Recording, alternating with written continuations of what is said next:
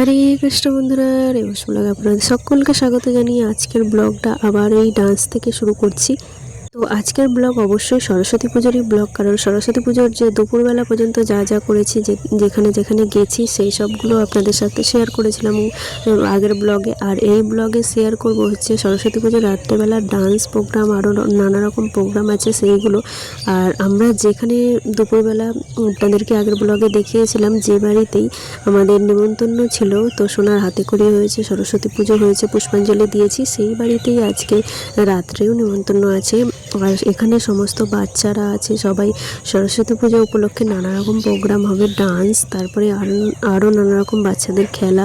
তো খেলাগুলো আগেই হয়ে গেছে, বিকেল থেকেই খেলাটা শুরু হয়ে গেছিলো, যেহেতু দুপুরবেলা আমাদের এখানে আর একটা জায়গায় প্রোগ্রাম ছিল, নিমন্ত্রণ ছিল, তো সেখানে গিয়েছিলাম। আস্তে আস্তে অনেকটা বাড়িতে দেরি হয়ে গেছে, তো ওই জন্য আর এই প্রোগ্রামগুলো এখানে যা যা বাচ্চাদের খেলার প্রোগ্রাম ছিল সেগুলো বিকাল থেকেই শুরু হয়েছিল।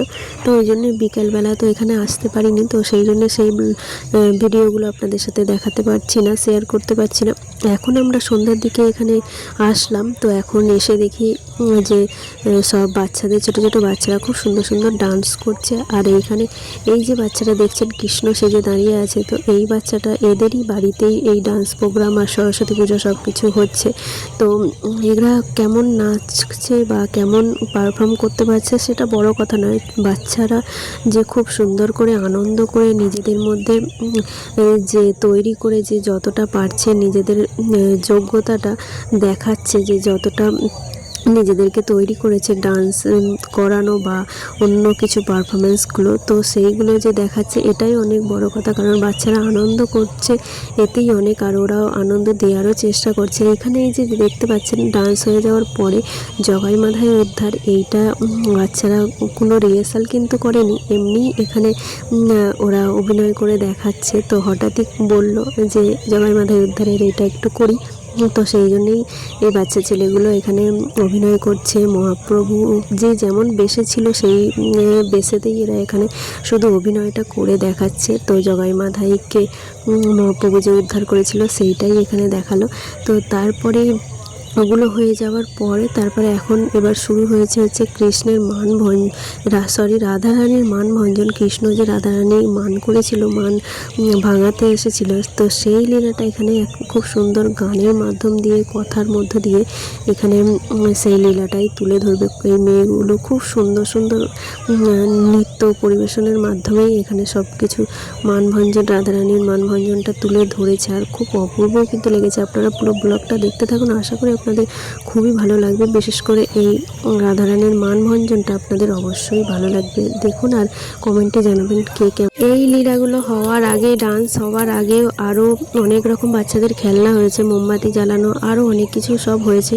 তো তারপরেই আবার শুরু হয়েছে ডান্স বাচ্চাদের। এর আগেও অনেকগুলো ডান্স হয়ে গেছে বাচ্চাদের, তারপরে আমরা এসেছি, অনেকটা দেরি হয়ে গেছে, তো ওই জন্য সেই মোমবাতির যে ভিডিওগুলো সেগুলো আপনাদের সাথে শেয়ার করতে পারলাম না। আর এখানে এই দেখুন কৃষ্ণ খুব সুন্দর করে রাধারানীর মানভঞ্জনের যে লীলাটা সেটা তুলে ধরছে। চন্দ্রাবলীর কুঞ্জে কৃষ্ণ যাওয়ার জন্যে রাধারানী মান করেছিল, মান করে বসেছিল। তো ভগবান কৃষ্ণ যখন জানতে পারলো যে রাধারানী মান করেছে, তার উপর রাগ করে আছে, তো সেই জন্যে রাধারানী যেহেতু মান করেছে, তো কৃষ্ণের মনে অনেক আঘাত লেগেছে, তাই জন্যে কৃষ্ণ গিয়েছে রাধারানীর মান ভঞ্জন করার জন্য, মান ভাঙানোর জন্য। তো সেই যে লীলাটা, সেই লীলাটাই এখানে গানের মাধ্যমে গান হচ্ছে, সেই গানেতেই কথা তুলে ধরছে, মাঝে মাঝে গান হচ্ছে, সেই গানের মাধ্যম দিয়েই এখানে এরা মুখ অভিনয় করে খুব সুন্দরভাবে অ্যাক্টিং করে অভিনয় করে এরা দেখাচ্ছে। নিজেই রাধারানীকে নিজের থেকেও বড় করে রেখেছে। তো রাধারানীর চরণতলে লুটিয়ে এসে রাধারানীর কাছে মান ভাঙাবে, রাধারানীর কাছে ক্ষমা চাইবে। তো এত সুন্দর রাধাকৃষ্ণের লীলা, তো ওগুলো এত মধুর, শ্রুতি মধুর, তো শুনতেও যেমন ভালো লাগে, দেখতেও ভালো লাগে। তো এখন তো সমস্ত জায়গায় এসব লীলা হয় না। তো এই যে সরস্বতী পুজোর মাধ্যমে এখানে এই ভক্তের বাড়িতে প্রত্যেক বছরই এরকম কিছু না কিছু ভগবানের লীলা।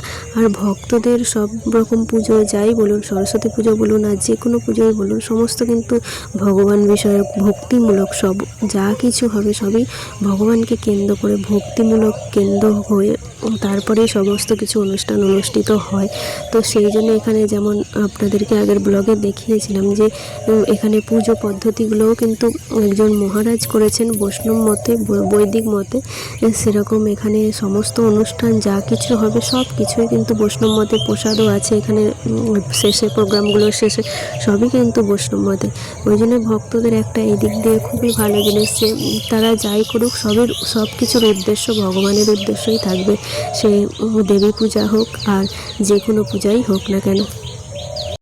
তো আপনারা আগের ব্লগটা অলরেডি আপলোড করে দিয়েছি, ওখানে সোনা হাতে খড়ি দিচ্ছে। তো প্রথম লেখালেখি করছে আমার সেই ছোট্ট সোনাটা, এখন লেখালেখির কাজও শুরু হয়ে গেছে। তো সেই ভিডিওটা অবশ্যই কিন্তু আপনারা দেখবেন।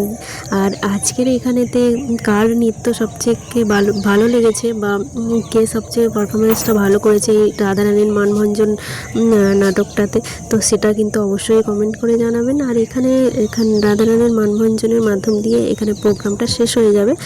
আর তারপরে প্রসাদ আছে, তো প্রসাদের পরেই আজকের মতো এখানে প্রোগ্রামটা শেষ হয়ে যাবে। তো ভিডিওটা আপনাদের কেমন লাগলো অবশ্যই কিন্তু কমেন্টে জানাবেন। সবাই ভালো থাকবেন, সুস্থ থাকবেন, দেখা হচ্ছে নেক্সট ব্লগে। তো আপনারা আর কেমন কেমন ধরনের ভিডিও চান সেগুলোও কিন্তু অবশ্যই কমেন্ট করে জানাবেন। তো আপনারা যদি জানান তাহলে তার মাধ্যমে ভিডিও করার উৎসাহ মেলে। তো সবাই ভালো থাকবেন। হরে কৃষ্ণ।